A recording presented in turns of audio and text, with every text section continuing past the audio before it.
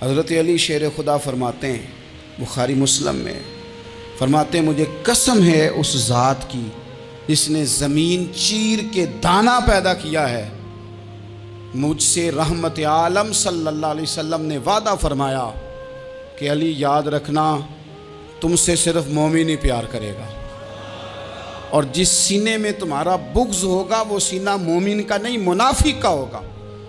تم سے مومن پیار کریں گے، مومنوں کے دلوں میں کشش ہوگی تمہارے لیے، ان کے سینے کشادہ ہوں گے تمہارے حق میں۔ حضرت مولا علی شیر خدا کی محبت، ان کا نام آئے تو دل ٹھنڈا ہو جائے، آنکھوں میں روشنی آئے، چہرہ روشن ہو جائے، تو معنی یہ ہے کہ ایمان مضبوط ہے دل میں۔ اور اگر بندہ کمزور ہونے لگ جائے، اگر اس کی کیفیات کوئی اور رنگ پیش کریں، تو معنی یہ ہے کہ ایمان سینے میں مضبوط نہیں ہے۔ حضرت علی شیر خدا سے حضور کا جو قربت کا تعلق دیکھیں، کچھ لوگ ایسے ہوتے ہیں کہ جن سے قربت ہوتی ہے، آپ نے کبھی دیکھا ہے ہر بندے سے مل کے بندہ رو نہیں سکتا، ہر بندے کو دیکھ کے رونا آتا نہیں، لیکن کچھ لوگوں سے روح ملتی ہے نا کسی کی، تو ویسے کبھی وہ بندے مل جائیں نا، دل کرتا ہے تینوں سامنے بٹھا لاں، تیرے درد پرانے چھیڑاں۔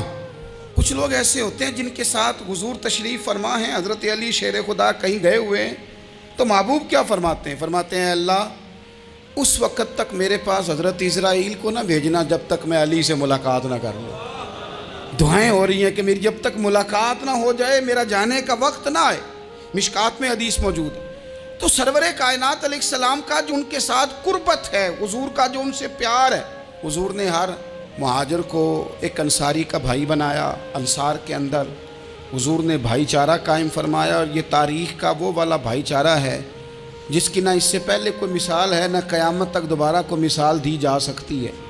بھائی جب سگے بھائی جب شادی شدہ ہو جاتے ہیں نا، تو ان کی اپنی اپنی جیبیں ہو جاتی ہیں، اپنی اپنی گفتگو ہو جاتی ہے۔ 6 ماہ کے بچے کے بارے میں بھی وہ کہنے لگ جاتے ہیں میں نے بچوں کا بھی تو کچھ بنانا ہے نا۔ انہیں بالکل اب وہ چیزیں نظر آنی بند ہو جاتی ہیں جس میں والدین اور بہن بھائی شامل ہوتے ہیں، وہ کہتے ہیں میرے بھی تو بچے ہیں۔ لیکن یہ بھائی چارہ مہاجرین اور انصار کا اتنا زبردست اور معنی خیز ہے، حضور نے بھائی چارہ قائم فرمایا۔ سگے بھائیوں کو وراثت دینا مشکل ہوتا ہے، بڑا کہہ رہا ہوتا ہے کمائی تو میں نے کی تھی، چھوٹا کہہ رہا ہوتا ہے کہ باہر تو پہلے میں گیا تھا، جھگڑے جھگڑے۔ لیکن یہ تاریخ اسلامی کا وہ بھائی چارہ ہے کہ جن میں برادری، قبیلہ، رنگ، نسل، علاقہ ایک نہیں، پر ہزاروں قومیں وجود میں آئیں، دہر میں خشک و تر کے رشتے سے ہم نے بنیاد دوستی رکھی، یاد خیر البشر کے رشتے سے۔ اور اقبال نے جن انداز میں اس مضمون کو بیان کیا ہے وہ انداز ہی نرالا ہے۔ اقبال فرماتے ہیں خاص ہے ترکیب میں قوم رسول ہاشمی، بننے میں کوئی خاص، ان کی ترکیب ہی کوئی خاص ہے۔ حضور نے بھائی بھائی بنا دیا۔ اب بھائی جن کو دینی اسلامی مذہبی بھائی بنایا ہے، وہ دوسرے بھائی کے بارے میں کیا ذہن رکھتا ہے؟ وہ کہتا ہے کہ میرے بھائی میرا کاروبار بھی آدھا تیرا، جائیداد بھی آدھی تیری، چونکہ تو میرا بھائی ہے تو تو رسی لے کے پیمائش کر لے، میں اپنا گھر بھی بانٹ کے آدھا تجھے دینا چاہتا ہوں۔ جب اس قدر زیادہ لوگوں کی نظریاتی پختگی ہوئی اور لوگ اس قدر زیادہ مزاج رکھنے لگے، تو پھر ایک خاص قربت کا ماحول وہاں نظر آیا۔ پھر وہ جو مہاجر بن کے آئے تھے اور بہت زیادہ جن لوگوں نے جہاد کیا تھا، جد و جہد کی تھی، گھر بار چھوڑے تھے، پھر ان لوگوں کو زیادہ دشواری نہیں ہوئی، زیادہ آزمائش نہیں ہوئی دل لگانے میں اور مدینے میں رہنے میں، بڑی آسانی سے وہ لوگ وہاں رہنے لگے، اور بڑی جلدی ان کا مدینے سے اور اہل مدینہ سے پیار بڑھ گیا۔ تو میرے عزیز بھائیوں، حضور نے ہر انصاری اور مہاجر کو ایک دوسرے کا بھائی بنا دیا، سب کو بنا دیا۔ حضرت علی رہ گئے، اب یہ تو دونوں مہاجر ہیں، حضور بھی مکہ شریف سے آئے ہیں، حضرت علی بھی، بظاہر تو دونوں مہاجر ہیں، اگرچہ ساری زمین کے مالک رسول پاک ہیں، سب کو بھائی بھائی بنا دیا۔ تو اب ہر بندے کو بھائی مل رہا ہے، اور بھائی بڑے پیارے ہوتے ہیں۔ میں کئی دفعہ کہتا ہوں کہ بھائی بڑے پیارے ہوتے ہیں، کچھ قدورتیں دنیاوی طور پر معاذ اللہ دلوں میں آ جاتی ہیں، لیکن بھائی کا درد جو بھائی محسوس کر سکتا ہے وہ بھی دوسرے کو محسوس نہیں ہوتا۔ تو حضرت علی جب کسی کے بھائی نہیں بنائے گئے تو رو ہی پڑے، اتنے دلیر بندے تھے، پر بھائی کی ضرورت بندہ اتنی محسوس کرتا ہے۔ اس کو بھائی سے لگاؤ اتنا زیادہ ہوتا ہے کہ مولا علی رو پڑے، مشکات میں موجود روئے۔ حضور نے فرمایا کیوں روتے ہو؟ عرض کی حضور آپ نے سب کو ایک دوسرے کا بھائی بنایا ہے، میں رہ ہی گیا ہوں، مجھے کسی کا بھائی نہیں بنایا۔ اب وہ آنسوؤں میں لپٹی ہوئی وہ بات حضرت علی نے عرض کی تو محبوب نے فرمایا علی انت اخی فی الدنیا والآخرہ، فرمایا علی تو میرا بھائی ہے، اور نرا دنیا میں نہیں، تو دنیا اور آخرت میں میرا بھائی ہے، تو میرا بھائی ہے دنیا میں بھی اور آخرت میں۔ تو حضرت مولا علی شیر خدا کرم اللہ تعالی وجہہ الکریم کے جو فضائل ہیں، جو ان کے خصائص ہیں، ان کی جو فضیلت کی باتیں، میں نے جیسے کہا کہ انہیں بڑی زیادہ دلچسپی تھی میدان جہاد سے، شوق شہادت ان کا دیدنی تھا۔ ایک موقع پر نبی پاک صلی اللہ تعالیٰ علیہ وسلم نے ارادہ فرمایا کہ حضرت علی کو اپنا نائب بنا کے مدینہ منورہ میں چھوڑ کے جایا جائے۔ محبوب کریم علیہ السلام جب بھی تشریف لے جاتے تھے تو کسی ایک کو نائب بنا کر مدینہ منورہ میں چھوڑ جاتے۔ حضرت عبداللہ ابن مختوم رضی اللہ تعالیٰ عنہ کو بھی ایک دفعہ حضور چھوڑ کے گئے، تو ایک جنگ کے موقع پر محبوب نے حضرت علی شیر خدا سے کہا کہ آپ کو میں اپنا نائب بنا کے یہاں چھوڑ کے جاتا ہوں۔ یہاں لوگ جان چھڑاتے ہیں، کام کا جب وقت آتا ہے، میدان میں نکلنے کا وقت آتا ہے تو جان چھڑاتے ہیں، اور وہ کہتے ہیں کہ باقی سارے کام لے لو، جب وقت مشکل آئے تو پھر ہمیں کام نہ بتاؤ۔ اب مشکل وقت ہے، جہاد میں جانا ہے۔ حضرت مولا علی شیر خدا کرم اللہ تعالی وجہہ الکریم کو حضور نے فرمایا کہ اس دفعہ میرا ارادہ بنا ہے کہ تمہیں چھوڑ کے جاؤں۔ تو حضرت علی کو چھوڑ کے جایا جا رہا ہے، ان کو مدینے میں رہنا ہے، میدان میں نہیں جانا۔ عام آدمی کتنا پسند کرتا ہے کہ میں آرام سے رہوں گا، لیکن حضرت علی کو اتنا شوق تھا میدان جہاد کا، اتنی تڑپ تھی ان کے دل کے اندر کہ عرض کرنے لگے یا رسول اللہ صلی اللہ تعالی علیہ وسلم، رو پڑے، کہنے لگے حضور ساری دنیا میدان میں جہاد کرے گی اور میں یہاں عورتوں اور بچوں کے پاس رہوں گا، میں یہاں عورتوں اور بچوں کے بیچ وقت گزاروں، حضور مجھے لے کے جائیں۔ تو وہاں بھی حضور نے محبت کی بات سمجھائی، فرمایا علی جب حضرت موسیٰ کوہ طور پہ گئے تھے تو اپنے بھائی جناب ہارون کو چھوڑ گئے تھے، تو تم بھی تو میرے لیے اسی طرح ہونا جس طرح موسیٰ کے لیے ہارون تھے، لیکن فرمایا یہ یاد رکھنا میرے بعد نبی کوئی نہیں، حضرت موسیٰ بھی نبی ہیں اور جناب ہارون بھی نبی ہیں علیہم السلام، لیکن وہ انہیں چھوڑ کے گئے تھے، میں تمہیں چھوڑ کے جا رہا ہوں۔ ایک بات اپنے ذہن کے اندر بٹھانا کہ میرے بعد کوئی نبی نہیں آئے گا۔ تو عزیز بھائی حضرت مولا علی شیر خدا کا جذبہ جہاد۔ اچھا پھر میں نے دیکھا ہے جس زمانے میں میں اور آپ رہ رہے ہیں، اس زمانے میں لوگ کمزور ہوتے جا رہے ہیں نفسیاتی طور پر، ڈری ڈری سی باتیں لوگ کرتے ہیں، سہمے سہمے سے جملے بولتے ہیں، اور یہ ہر بندے کا اپنا الگ ڈر ہے۔ دانشوروں نے لکھا ہے کہ غریب آدمی کا ڈر تھوڑا ہوتا ہے، اور جو اونچے عہدے پہ چلا جائے اس کا ڈر، یعنی زیادہ ہاتھ اپوزیشن کے نہیں بندے ہوتے، حکومت کے بندے ہوئے ہوتے ہیں۔ لوگوں کو ساتھ لے کے اپوزیشن نے نہیں چلنا ہوتا، حکومت نے چلنا ہوتا ہے۔ تو حکومت میں جب لوگ ہوتے ہیں تو ان کے اندر کمزوری آ جاتی ہے، جب آپ بڑے عہدے پہ چلے جاتے ہیں تو آپ کی مجبوریاں بھی بڑی ہو جاتی، ہر آدمی کہیں نہ کہیں کمزور پڑتا ہے۔ اور ہمارے ہاں تو لوگ ذرا بیمار ہو گئے تو گئے، اور آج کل جو سب سے بڑا مسئلہ ہے وہ یہ ہے کہ لوگ کیا کہیں گے، اور لوگوں نے بڑے بڑے لوگوں کو پاگل کر دیا ہے، بڑے بڑے لوگوں کو۔ ہمارے علماء نے ایک بات لکھی ہے کہ ایک دفعہ نا ایک استاد صاحب سبق پڑھانے کے لیے آئے تو طالب علموں نے ارادہ کیا کہ آج استاد جی کو بیمار کرنا ہے۔ یہ جو آپ کے مشیر ہوتے ہیں نا ارد گرد، ان کی پڑتال بھی بڑی ضروری ہوتی ہے کہ یہ خبر کون سی لے کے آ رہے ہیں اور یہ کس طرح سے گائیڈ کر رہے ہیں۔ ہمیں تنقید کرنے والا بندہ اچھا تو نہیں لگتا، لیکن تنقید کرنے والے جو ہوتے ہیں وہ ہمیں نکھارتے ہیں، وہ ہماری کمزوریاں جو ہمارے اپنے نہیں نکال سکتے وہ نکال کے ہمیں بتاتے ہیں کہ تم یہاں کمزوری کر رہے، اس کا نفع ہوتا ہے۔ طالب علموں نے ارادہ کیا ایک دفعہ، یہ ہم جو اتنی زیادہ توجہ کرتے ہیں نا لوگوں کی باتوں پہ، لوگ کیا کہیں گے، میں کئی دفعہ دوستوں سے عرض کرتا ہوں زیادہ وضاحتیں نہ دیا کریں، زیادہ وضاحتیں دینے سے بھی بندہ کمزور ہو جاتا ہے۔ ہر وقت کا انداز وضاحتوں کا اور ہر وقت دفاعی محاذ پہ نہیں کھڑے رہنا چاہیے۔ وہ ارادہ کر لیا لوگوں نے، طالب علموں نے، کہ استاد جی کو بیمار کرنا ہے، تو استاد سب چنگے بھلے اچھے بھلے صحت مند آئے، کلاس میں داخل ہوئے تو پہلا شاگرد کہتا ہے استاد جی خیر ہے، آنکھیں بڑی سرخ ہیں۔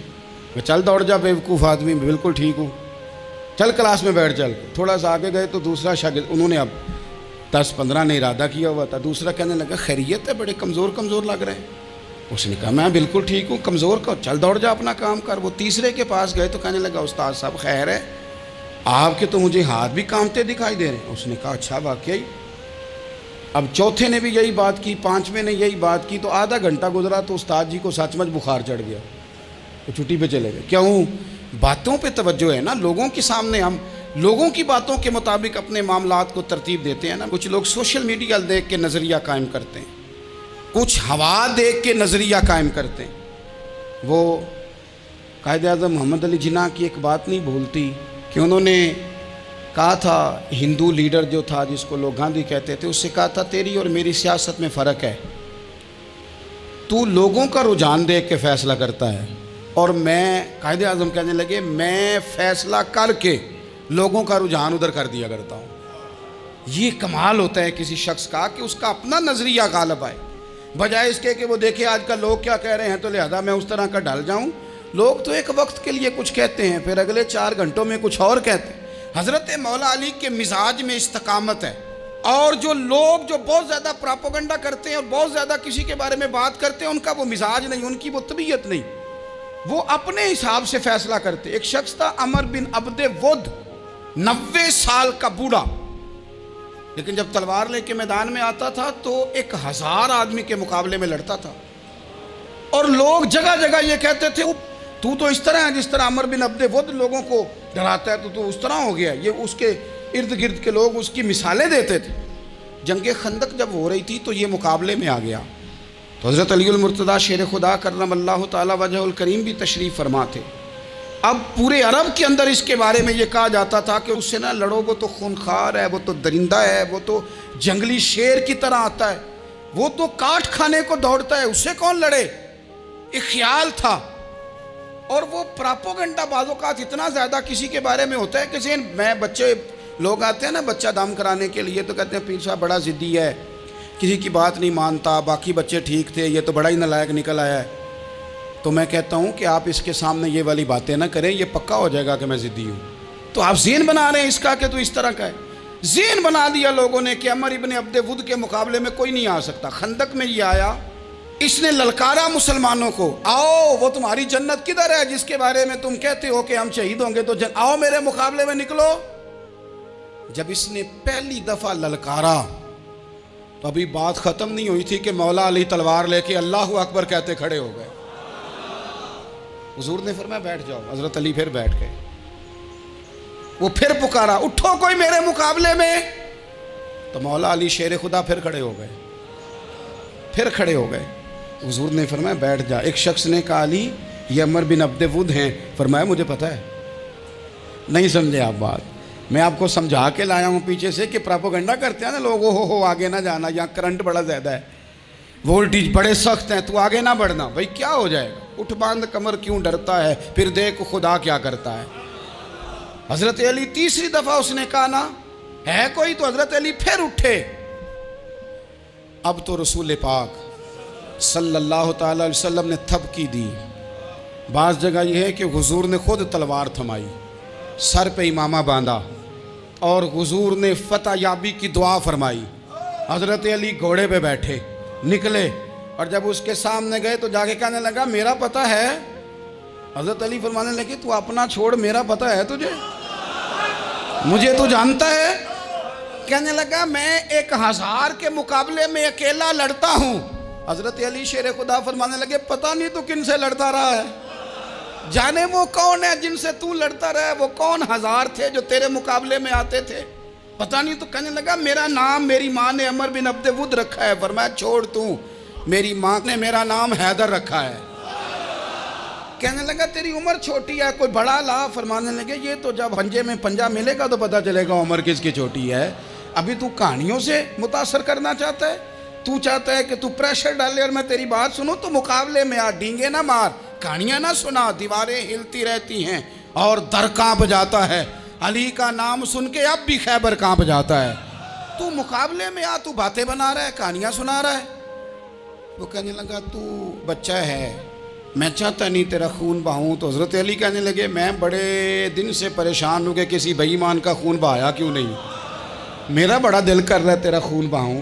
اس نے بڑی زوردار ضرب لگائی، غصے میں اتنا پاگل ہوا، کیونکہ اس کے بارے میں معروف تھا کہ وحشی مزاج آدمی، اتنا سخت پاگل ہوا غصے میں، اس نے اپنے گھوڑے کے پیر کاٹ ڈالے، پہلے تلوار گھوڑے کو دے ماری، اس کو کاٹ کے دوڑا۔ یہ کیوں کرتے تھے لوگ؟ عرب کے لوگ اس وقت یہ کام کرتے تھے کہ ہم نے گھوڑا ہی مار ڈالا ہے تاکہ ہم بھاگ نہ سکیں۔ کہتے ہیں نا کشتیاں جلا دی ہیں کہ اب واپس جانے کا راستہ ہی بند ہو جائے، گھوڑے کے پیر کاٹ ڈالے کہ بھاگنا نہیں، اور بڑی زور سے اس نے ضرب لگائی حضرت علی پر۔ حضرت علی نے جب روکی تو وہ ڈھال ٹوٹ گئی حضرت مولا علی کی، اور آپ کے امامے کو اس کی تلوار بھی لگی۔ آپ نے فرمایا دکھا لیا تو نے زور، اب میری باری ہے۔ حضرت مولا علی شیر خدا کا قد بظاہر چھوٹا تھا، صحابہ کہتے ہیں ہم دور سے دیکھ رہے تھے، اللہ اکبر کہہ کے تھوڑا سا زمین سے وہ اٹھے، تھوڑا سا اٹھے، اور پھر دوبارہ نہیں انہیں تلوار چلانی پڑی، ایک ہی ضرب لگائی اور اس کے 2 ٹکڑے کر کے اسے زمین پہ پھینک دیے۔ تو عزیز دوست، آپ یاد رکھیں گے اس بات کو کہ اپنی زندگی کے اندر مروب ہونا چھوڑ دیں۔ روب میں تاتاریوں نے مسلمانوں کو مروب کر لیا تھا، روب ڈال لیا تھا کہ ہم بہت بڑے لوگ ہیں۔ یہی آج ہمارے ساتھ بہت سارے لوگ کرتے ہیں، دلوں میں روب آ جاتا ہے، امیر رشتہ دار کا، فلانے کا، فلانے کا، پھر وہ جو مرضی کرتا ہے۔ تاتاریوں کی ایک بی بی، وہ کیا کرتی، وہ 9-10 مسلمان نوجوانوں کو سڑک پہ کھڑا کر جاتی، کہتی ادھر کھڑے ہونا، میرے آنے تک ہلنا نہ، جوان ہے لیکن روب ہے نا کہ یہ بڑے وحشی ہیں۔ اکیلی بی بی اندر جاتی، تلوار لے آتی، اور وہ کھڑے ہیں، وہ بھاگے بھی نہیں، اتنا ڈر گئے، ٹانگیں کانپ رہی ہیں، بھاگنے کی بھی جرت نہیں کر رہے۔ تسلی سے گئی ہے، تلوار لے کے آئی ہے، اور اس نے 9 جوان مسلمانوں کے گلے کاٹ دیے۔ اس روب سے نکلیں باہر، نوجوانوں سے کہتا ہوں نکلو۔ اور جن لوگوں نے دنیا میں انقلاب برپا کیا وہ غریب گھروں کے تھے، وہ لوگ تھے کہ جو بظاہر کسی بڑے قبیلے سے نہیں تھے۔ آپ محنت کریں، تعلیم حاصل کریں، جد و جہد کریں، مشقت کریں، اپنی زندگی میں کچھ مقاصد کے حصول کے لیے آگے بڑھیں۔ اور اگر آپ کہیں کہ دائیں بائیں میرے فلاں آدمی مجھے یہ مشورہ دے رہا ہے، تو کچھ لوگ دنیا میں باتیں کرنے آئے ہیں، انہوں نے باتیں کرنی ہیں اور بڑا فائدہ ہوتا ہے، ان کو باتیں کر لینے دیں، ان کو کرتے رہنے دیں۔ کام کرنے والا بندہ کام کرتا ہے اور کرتا ہی چلا جاتا ہے، وہ منزل تک پہنچ جاتا ہے۔ تو حضرت علی کے مزاج میں دلیری ہے، ہمت ہے، ایک بات، اور دوسری بات دانائی، حکمت۔ یہ جو ہمارے فیصلے ہیں نا جذباتی، اور جناب آج فلانے نے یہ کہہ دیا تو میرا پروگرام یہ بن گیا، تو پھر کل کسی نے اور کچھ کہہ دیا تو میرا پلان اور بن گیا۔ میں سب سے زیادہ ان لوگوں کے حق میں پریشان ہوتا ہوں جو سویرے کچھ اور کہتے ہیں، دوپہر کو کچھ اور کہتے ہیں، شام کو کچھ اور کہتے ہیں۔